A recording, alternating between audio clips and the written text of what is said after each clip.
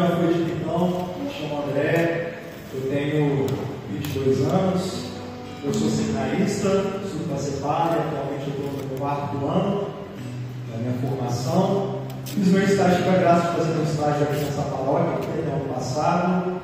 Atualmente estou fazendo estágio na Serra, paróquia do Operário. E sou de berço carismático, com a graça de Deus, sou natural de Vitória. E para iniciarmos já essa noite aqui de graça, eu queria convidar você a pegar a sua Bíblia e abrir em Tiago 1. Tiago, capítulo 1, versículos 2 a 6. A Bíblia Ave Maria na 1540. 1539, na Bíblia Ave Maria. Na minha CNBB 1655. Amém? Show? Tiago 1, versículos de 2 a 6. Primeiro capítulo da carta de Tiago, de São Tiago, versículos de 2 a 6. Considerai uma grande alegria, meus irmãos, quando tiverdes de passar por diversas provações, pois sabeis que a prova da fé produz em vós a paciência. Ora, a paciência deve levar a uma obra perfeita, que vos torneis perfeitos e íntegros, sem falta ou deficiência alguma. Se alguém de vós falta sabedoria, peça a Deus, que a concede generosamente a todos, sem impor condições, e ela lhe será dada. Mas peça com fé, sem duvidar, porque aquele que duvida é semelhante a uma onda do mar, impelida e agitada pelo vento. Palavra do Senhor. Graças a Deus. Bom, o tema dessa noite, acredito que a maioria que deva já ter ciência, né? É a perseverança na tribulação. Perseverança na tribulação. E quando a gente lê essa carta de São Tiago, é engraçado porque ele pede alegria, né?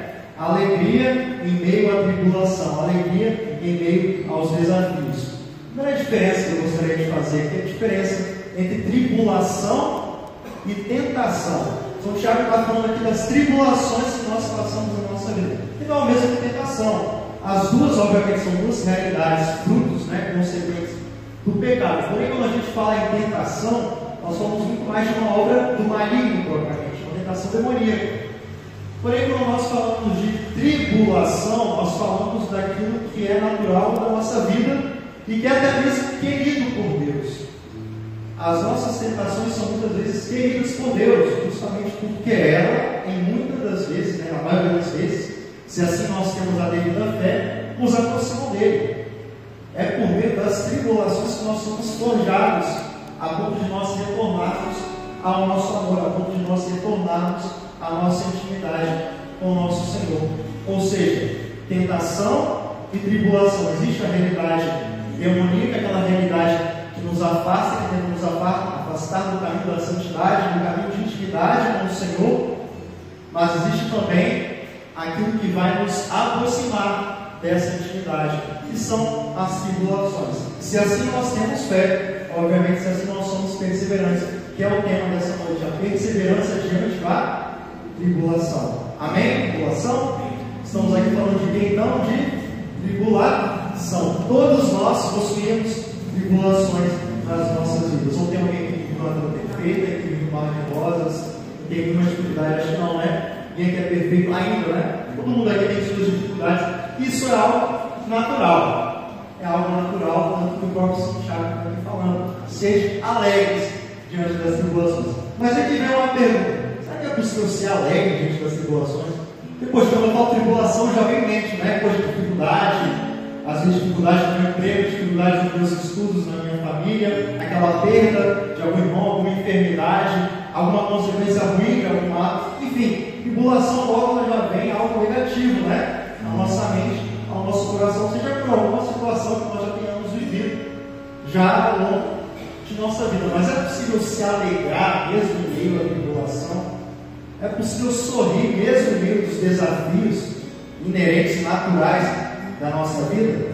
Quando nós olhamos a missão de nosso Senhor, a missão de Jesus, nós vemos que sim. Porque para entender a importância da perseverança diante das tribulações, é preciso entender a missão de nosso Senhor, assim como também a nossa missão. Nosso Senhor, ele foi tentado, certo? Nosso Senhor foi tentado.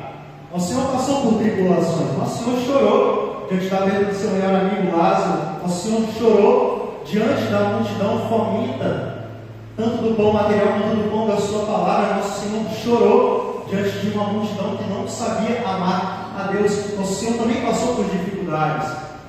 Então nós estamos felizes, é comum, né? Lembremos da grande alegria dos céus, a alegria dos santos, dos anjos. Porém, quando nós estamos tristes, nós estamos em alguma dificuldade, lembremos também de nosso Senhor no horto. Lembremos de nosso Senhor no seu suor de sangue, quando ele por muitas das vezes não compreendia o caminho que estava trilhando, mas acima de tudo ele escolheu fazer a vontade do Pai.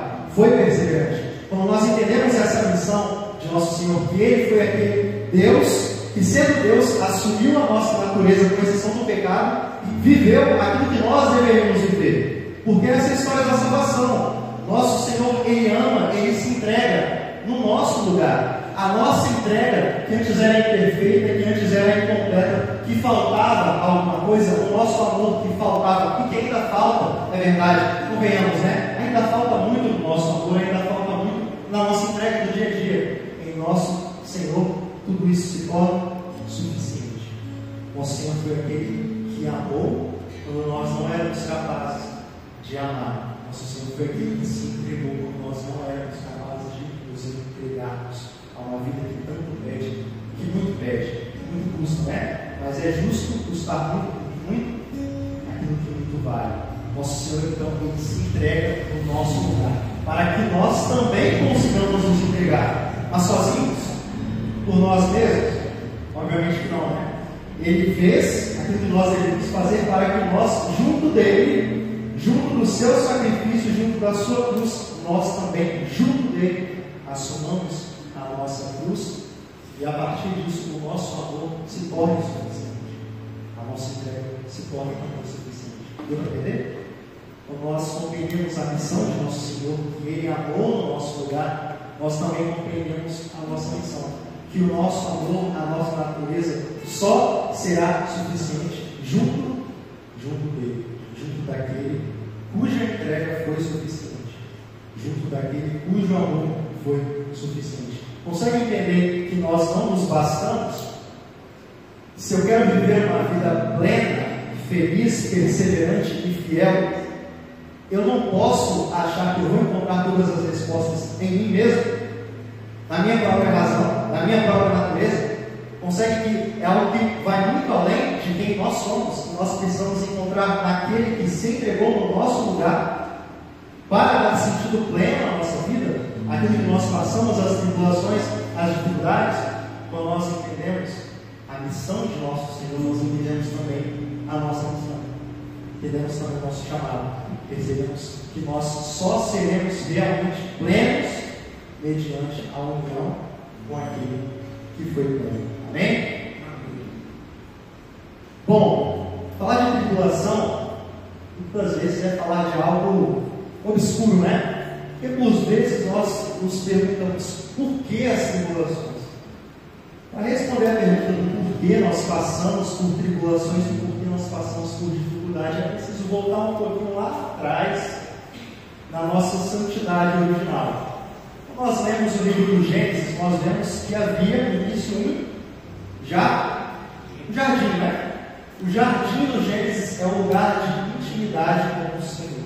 Guardem isso. O jardim é um lugar de intimidade com o Senhor. Se nós lermos o livro do Gênesis, nós vamos ver que Deus passeava por aquele jardim, junto dos seus, junto daquele que Ele criou para junto de si, ou seja, um lugar de intimidade, de harmonia. A igreja chama de justiça original. Como assim justiça original? Nós tínhamos por direito o céu. assim como também nós dávamos a Deus o amor que Ele merece. Se Deus é Deus, ora, algo lógico, se existe um Deus, eu sou dele. Se há um Deus, se há um Criador, se há alguém que está cuidando de mim, que me ama acima de tudo, ora, por que não ser dele?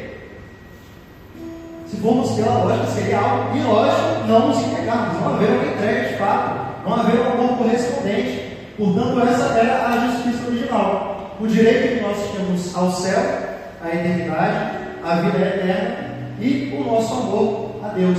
Dávamos a Deus o amor que Ele merecia. Porém, isso, como nós bem sabemos, foi corrompido. Por Deus, foi Deus que quis que se corrompesse? Obviamente que não, né? Mas Ele deu a liberdade para que, assim como nós poderíamos corresponder, né? Corresponder ao seu amor, nós também tínhamos a liberdade de não corresponder. E nós, na nossa liberdade, escolhemos não corresponder a esse amor. Por isso, quando nós entendemos esse estado original de intimidade com o Senhor, assim como também a nossa condição enquanto livres para escolher corresponder ou não a esse amor, nós também compreendemos a necessidade das tribulações na nossa vida. A partir de nosso Senhor, é verdade, pelo batismo nós somos regenerados diante da nossa queda, mas ainda assim existe aquilo que a igreja chama de concupiscência da carne, que é aquela tendência natural ao pecado, aquela tendência natural ao erro, as dores, a morte, o sofrimento. Por muitas vezes é verdade, nós não conseguimos dar explicações a tudo, mas nós temos um Deus que, diante de tudo isso, não excluiu.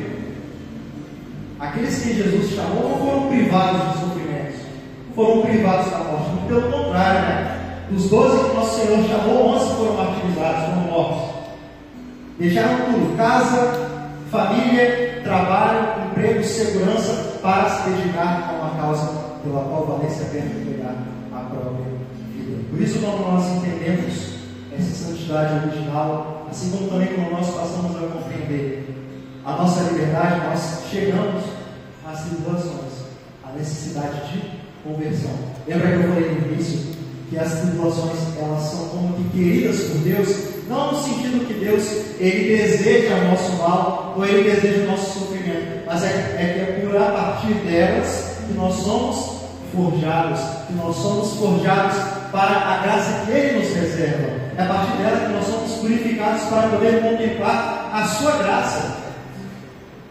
E aí está a nossa primeira vocação, que é sermos forjados para contemplarmos quem nos criou, retornarmos ao nosso primeiro amor. Todos aqui temos tribulações, né? Vocês já falaram disso, isso aqui é um fato. Todos aqui passam por dificuldades, todos aqui passam por limitações, todos aqui passam por tribulações, seja em casa, seja na família, seja no trabalho, no emprego, na faculdade, na escola, enfim, todos aqui têm algo pelo qual lutar. Assim como de igual modo todos aqui têm um motivo pelo qual sorrir, se alegrar. Por qual outro motivo nós nos alegraríamos? Por qual outro motivo nós olharíamos para o céu? Por qual outro motivo nós nos faríamos humildes e reconheceríamos a necessidade de Deus, se não pelas nossas tribulações, se não pelas dificuldades? Qual outro motivo te faria olhar para o céu e reconhecer-se como necessitado de uma graça maior, se não as dificuldades que você passa na tua vida? Qual outro motivo eu teria para olhar para o céu, reconhecer a minha pequenez, senão as batalhas do meu dia a dia? Verdade, Deus é suficiente por si mesmo. Ele não precisaria de nós, mas Ele quer contar conosco. Ele quer contar com a nossa entrega. É uma ilusão eu achar que uma vida com Deus vai me livrar de dificuldades, vai me livrar de tribulações. É uma ilusão eu achar que só eu vi tristeza na minha vida, que só eu estou passando por dificuldades. Ah não, André, mas você não sabe o que está acontecendo lá no meu trabalho, está quebrando lá, nada dá certo, nada faz sentido. Ah, mas você não sabe o que está acontecendo na minha família lá em casa, lá está tudo de cabeça para baixo, está tudo revirado. Ah, mas você não sabe o que está acontecendo lá na minha faculdade, lá ninguém conversa sobre Deus, ninguém alimenta a minha fé, todo mundo só quer saber de drogas, de bebidas, de coisas ilícitas, de prazeres. Ah, mas você não sabe. É aquela velha história, né? A grama do vizinho é sempre mais. Aqui num sentido um pouco mais negativo, né? Nós olhamos muito para as nossas dificuldades e falamos, poxa, por que será que só eu vivo isso? Só que a gente não para para pensar que, poxa, as dificuldades que nós vivemos são inerentes à escolha de vida que nós fizemos. Se nós escolhemos uma vida, nós também automaticamente escolhemos todas as dificuldades inerentes àquela vida. Se o meu estado de vida é estar casado, eu também escolho, abraço todas as dificuldades inerentes a ser casado, ao matrimônio. Se o meu estado de vida me convida ao celibato, eu também abraço todas as dificuldades, as tristezas inerentes à vida de um celibatário. Se eu vivo tristezas que o meu irmão não vive, não é que eu vivo mais ou que ele vive menos, mas que eu estou vivendo aquilo que as minhas escolhas refletiram. Aquilo que eu, através das minhas escolhas, escolhi. É ilusão eu achar que aquele que não vive nenhuma responsabilidade, não tem responsabilidade com o cônjuge, não está junto de alguém, não trabalha, não estuda, não tem nenhuma responsabilidade. É ilusão eu achar que ele é livre. Porque veja, se ele escolhe sempre não ter responsabilidade, então, poxa, as escolhas dele são limitadas, concorda? Conseguem perceber? Poxa, se eu quero uma vida totalmente sem responsabilidade, eu tenho que filtrar muito aquilo que eu quero. Eu só posso escolher aquilo que não me traz responsabilidade, aquilo que não me traz peso. Percebe como é uma vida muito limitada? Porque eu passo a filtrar muitas minhas escolhas. Eu acabo me prendendo ao invés de ser de fato livre. Porque a liberdade não está em viver simplesmente a vida que eu quero, mas viver a vida que eu fui feito para viver. Não só vivê-la, mas também arcar com as responsabilidades inerentes a essa vida. Portanto, meus irmãos, a verdadeira liberdade que nós queremos é a vida que Deus quer para nós. Porque se eu vivo a vida que Deus quer para mim, eu vivo a vida que eu fui feito para viver. Lembra que eu disse no início que se há Deus, é totalmente irracional eu não querer viver para Ele. Se há um Deus, eu preciso querer viver para Ele, por Ele e com Ele. Porque se eu vivo os caminhos que Deus tem para mim, eu estou vivendo a vida que eu fui feito para viver. Seja nas suas alegrias, seja nas suas tristezas.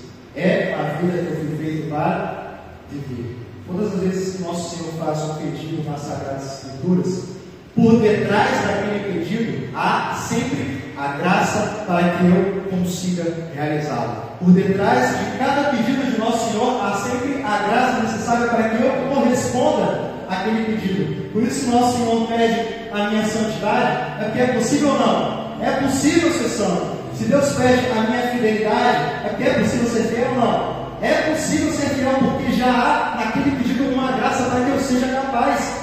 Lembra que nós falamos no início que nosso Senhor foi aquele que se entregou no nosso lugar? Enquanto a nossa entrega é insuficiente, a entrega dele é suficiente, que nós aprendamos a ter essa suficiência, a alcançar essa suficiência, não sozinhos, junto dele, junto daquele que nos chama, e como eu disse, junto daquele que nos pede, e por detrás dos seus pedidos já nos dá a graça para cumprir aquilo que ele pede. Por isso, mesmo diante das nossas tribulações, mesmo diante das dificuldades, alegre-se, porque nós não estamos sozinhos. Nós não estamos sozinhos diante de um mundo que tanto nos critica, que tanto nos oferece uma vida cômoda, uma vida sem responsabilidades, uma vida meramente prazerosa, onde eu não abarco nenhuma responsabilidade, onde eu não abraço nada com o qual me responsabilize. A nossa liberdade está, do contrário, em abraçar essas responsabilidades, em abraçar o nosso dever, em abraçar o nosso chamado. Faça chuva, faça sol, tenha dificuldade, não tenha ou não tenha sentido. Persevere. Deus quer a nossa perseverança. Nós estamos em um mundo em que muitas pessoas acham que a santidade é eu chegar em um estado em que eu vou parar de ter dificuldade, que eu não vou ter mais problemas. Vou caminhar, e eu vou chegar num estado de vida em que não há mais proteção aumentar, não há mais tristeza, não há mais dificuldade. Eu vou viver um total estado de tranquilidade. Obviamente que diante daquilo que nosso Senhor nos mostra, já cai por terra qualquer pensamento semelhante. Uma vez que nós temos, diante das inúmeras profecias, dos inúmeros falsos profetas que nós temos por aí, muitos são aqueles que nos garantem felicidade, que nos garantem uma vida cômoda, que nos garantem uma vida sem qualquer tristeza. Inúmeras são as fórmulas que nós encontramos por aí de felicidade, inúmeras são as regras, os métodos para se alcançar uma vida feliz, se alcançar uma vida alegre, mesmo diante de dificuldades. Todos eles caem por terra diante da palavra de nosso Senhor, diante daquilo que não excluiu a tribulação, não excluiu a dificuldade, mas diante da dificuldade, deu sentido, o verdadeiro sentido é ela. Diante desses falsos profetas que hoje nos apresentam, nós temos o que fala: no mundo tereis aflições. Não vou excluir, não mente para ninguém aqui. Ninguém que vive um mar de rosas, ninguém que vive uma vida perfeita. No mundo tereis aflições, mas tende ânimo, eu venci o mundo. Nós temos um Deus que venceu o mundo e quer vencer de nós, junto da nossa vida, nas nossas dificuldades. Ele também passou por dificuldades, por isso Ele quer a nossa união, amigo. Ele quer a nossa entrega. Naquilo que for difícil, naquilo que pesar, naquilo que machucar, naquela entrega que doer, naquela entrega que for insuficiente, naquele amor que for insuficiente, busquemos essa suficiência naquele que verdadeiramente se entregou, naquele que verdadeiramente amou. Diante da tribulação, o que Deus pede de nós? Perseverança. Como eu disse, nós vivemos um mundo em que a santidade muitas das vezes é interpretada como uma ausência de problemas, uma ausência de dificuldades. Mas nós temos um Deus que nos convida à perseverança, à coragem, como foi dito no início. Deus não nos deu um espírito de covardia, mas de coragem. Portanto, coragem para perseverar, porque a tua perseverança, a tua luta, meu irmão, já é santidade. Nós temos um Deus que não se deixa vencer em generosidade. Querer amar já é amar. Querer lutar já é santidade. Você lutar, você perseverar, já é sinal de graça. Os santos não foram aqueles que não tiveram pecado, que não erraram, que não fraquejaram. Foram aqueles que mesmo diante do erro, mesmo diante das tribulações, sorriram, encontraram graça, foram alegres e bem-aventurados, dizendo: eu não estou sozinho. Existem santos que se entregaram, existem santos que foram martirizados, que morreram pela mesma fé que hoje nós estamos aqui confessando. Por isso, mais justo que nós também pedimos a Deus essa entrega, pedimos a Deus essa sabedoria. São Tiago termina falando: peça com fé, sem duvidar, porque aquele que duvida é semelhante a uma onda do mar, impelida e agitada pelo vento. Se alguém de vós falta sabedoria, peça a Deus, que concede generosamente a todos, sem por condições, e ela lhe será dada. Se te falta algo, se te falta uma vida virtuosa, se te falta uma virtude específica, se te falta a paciência, se te falta o amor, se te falta a fidelidade na entrega, se te falta a perseverança, peça a Deus. Mas a nossa parte a gente não pode deixar de fazer. A nossa entrega a gente não pode deixar de realizar. O nosso amor, mesmo que insuficiente, nós não podemos deixar de ofertar, de oferecer. O nosso sacrifício, ainda que insuficiente, não pode deixar de ser realizado. Uma vez que naquilo que nos falta, naquilo que nos é insuficiente, nele se torna suficiente.